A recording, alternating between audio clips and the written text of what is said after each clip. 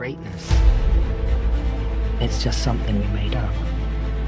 Somehow we've come to believe that greatness is a gift, reserved for a chosen few, for prodigies, for superstars, and the rest of us can only stand by watching. You can forget that. Greatness is not some rare DNA strand. It's not some precious thing. Greatness is no more unique to us than breathing. We're all capable of it. All of us. Always believe leaving no stone unturned. That's what makes you a champion. When you're out there partying, horsing around, someone out there at the same time is working hard. Someone is getting smarter and someone is winning. You never want to fail because you didn't work hard enough. But if you want to win, there's absolutely no way around hard work. No pain, no gain. We're wired differently. We have to set a goal, and if we hit that goal, we're guaranteed to make sure all that other stuff in the middle is going to happen. Why 3 o'clock in the morning? Why don't you sleep? My appetite. I said, E.T., I want more. I can do more. If I accomplish this without a father, if I accomplish this with my mom being a teenage mom, if I accomplish this as a high school dropout.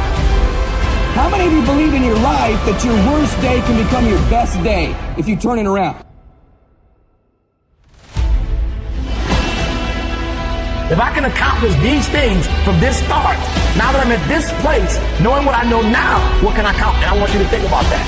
I want you to think about more than just what you're going to do financially, more than what you're going to do in this industry in the next 3 years, right? More than that, what's your appetite? What are you going to do that will ensure that when the alarm clock goes off, that you're already up 10, 20 minutes before your alarm clock goes off? Why? You gotta grind. You gotta go through setbacks and disappointments. You gotta go through it. I'm talking about grit. I'm talking about endurance. Just having more stamina than they got. In order to get to the next level, you gotta sacrifice. You gotta take risks. You gotta be willing to do by faith whatever you're asked to do. Listen to me, there are no shortcuts to success. There are no discounts to success.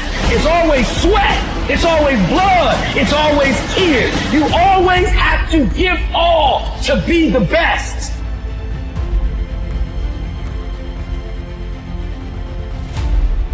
And I think it's important to remember, we talk about content is king. We hear that a lot. And I think if content is king, then context is the kingdom. And even when you forget someone's name, which I know we've talked about in the past, and how important a skill it is to show someone you care by remembering them. One of the questions you ask yourself is, where do I know this person from? Because with the where creates the context, and then often the memory is there often as well. Yeah, it's interesting. Now I want to talk a bit more about that because, as our devices get smarter and they become more of who we are, that whole thing of why do we need memory is something I really need to revisit today. Because 5 years, 10 years from now, we'll still have, we'll be partial cyborgs maybe at that point, speak to Elon Musk, but yet the memory is still really important. I'd love to talk about that. I've done, and I'm looking forward to going deep in that. I do trainings for Google, and it's, they're organizing the world's information, and my mission really is helping people to remember the important parts of it, because memory is a force multiplier.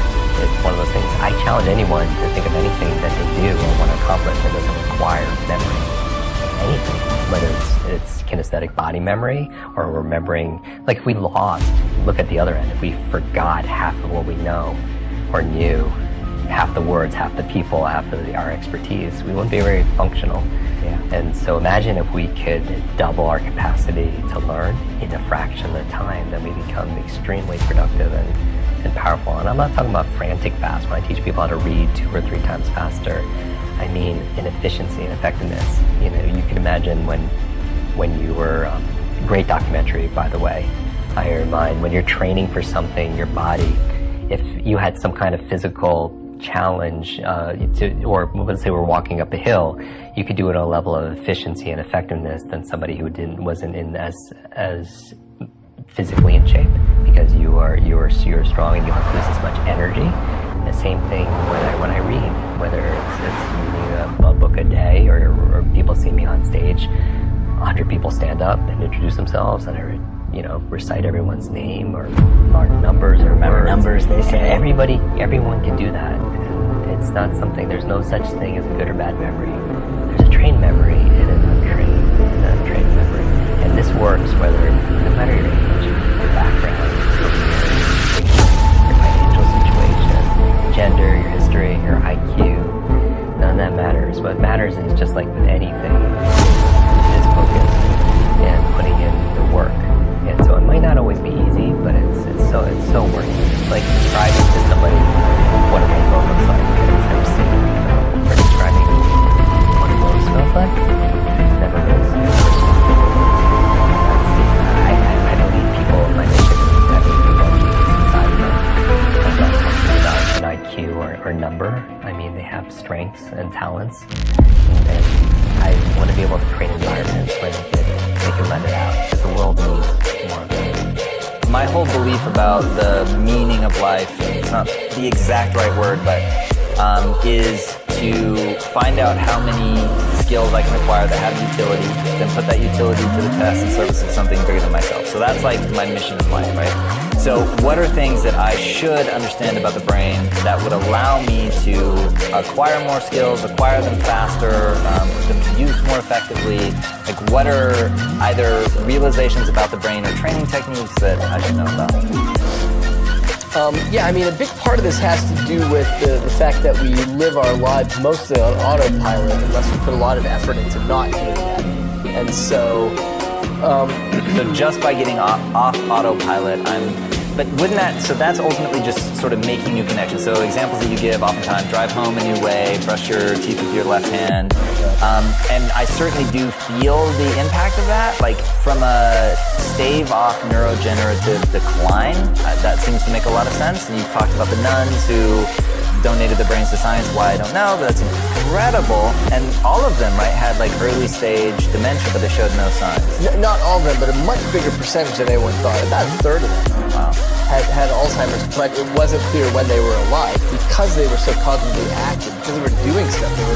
First of all, they were embedded in the social network because they were living in the convents, and so they had responsibilities and conversations and so on, and that made it so that even though the brain was falling apart with Alzheimer's, nobody knew it. They didn't have the cognitive effects there. And is this at the center of your upcoming book, Livewire? Yeah, it's the theme of that book is that you can't really think about the brain as hardware, and you can't think about it as software. It's this weird other thing I call liveware, which is that it's constantly reconfiguring its own circuitry. So everything that you learn, every little thing changes the pattern of circuitry in your brain. So when you first learned that my name was David, that's underpinned by a physical change in the structure of your brain, which is wild. I mean, every single thing that you learn. They tell you can make the brain work better in a way that you can make your heart more coherent. You can change the field around your body, you can strengthen your immune system, you can change your gene expression, you can lengthen your life. You can create so many oxidative changes in your cells. We have great research to prove that. It's the truth of who you are. That's the truth. That evidence is the backbone that gives people permission to try it out. It's the language. Then you see someone standing on the stage telling their story and testimony, whether it's stage 4 cancer, whether it's MS, whether it's blind people seeing, deaf people hearing. You can't go back to being the same person after that. Evidence is the loudest voice. And so then when we begin to make those inroads, and the footprint exists in consciousness, and we're witnessing it in three-dimensional reality, the illusion of limitation begins to change. And now all you want to do is crave the unknown. So people in our work don't get up in the morning and go, oh God, I gotta do my meditation today. No, they're not doing that. Their body is waking them up saying, get out of bed. They don't want the magic to end. And when you start seeing the gap between cause and effect, thought and experience, closing down. You're moving closer to the divine. And when that happens, all the things you wanted, you no longer want, because the overcoming process leading to who you become, nobody can take that away from you. So we practice it in our seated meditation. We practice it standing and walking. You gotta walk as it. And you better be able to embody it. Practice doing it with your eyes open so you can turn back to your life. When you walk from your house to your car, you're walking in the energy of your future. And if you keep doing that, it's going to become a habit. And people are going to start looking at you going, something's different about you. You know why? Because you're no longer showing up equal to the member. Something's different about you. You're unpredictable. It's not what you're saying any longer, but who you are. And so that person then is off their timeline. They're not headed to that same future. And all I want to do in a week-long event is bump everybody off that timeline into a new future. Some people, huge degrees. Stage 4 cancers, tumors disappearing. You listen to that story of a person on the stage. Your next meditation, you are not going to go half-in. You're going to go all in. That's all I want, is I want people to go all in. I want to provide people with my greatest understanding of the truth, and then numerous opportunities to experience it, nothing more. When the magic starts to happen, it's beyond, way bigger than me, it's beyond my control. I will only do is provide an environment where they feel safe enough to begin to create. When there's no safety net, people perform better in sports and everything else if you don't have a plan B. So we have to pay more attention to the negative, because the negative can stop people who are trying to make a difficult life decision. And maybe we don't need 10,000 hours of practicing courage, but we could become cognizant of how we let fear manifest itself in our daily lives, and instead counteract that, so we could get past our fears and do the things that we're meant to do and be the people we're meant to be. See, if you know what your life work is, I encourage you to start working on it.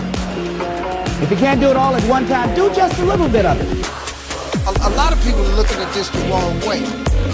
There is a blessing in everything. Behind every moment of adversity in your life, there is a blessing and a lesson. You can be afraid of success. You can be afraid of failure. You can be afraid of looking ridiculous. You can be afraid of change, either positive or negative change. The only way to deal with fear that I found in my life is a couple ways. One of those ways is to turn it on itself. If you're not getting rid of fear, then use fear. Use fear or it uses you. It's that simple.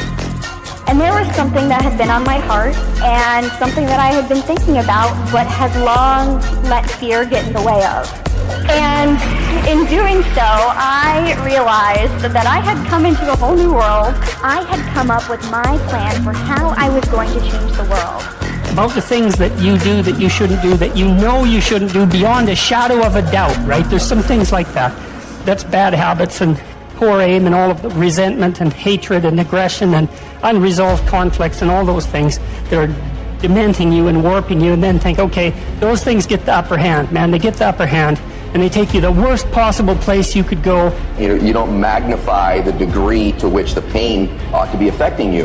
And so really what he means in that is, listen, you're going to get out of your life what you'll accept. And that's really difficult for people, I think, to understand, is what you think you're worth and what you're going to tolerate is absolutely what you're going to bring into your life and what the outward part of your life is going to look like. So I'm saying that as you begin to look at where you want to go, if you want to make it today, and things are changing so fast you have to literally run to stand still, I'm saying that you've got to make some conscious effort to begin to work to develop you. Where I was going to be doing a lot of things that scared me all the time, and it's something that over the past year and a half of my life I have been so grateful for, especially because I've been able to live my mantra. I've been designing and redesigning and redesigning and redesigning, right? And looking at the blueprint called me, and what works and what doesn't work, and embracing what worked and embracing what didn't work.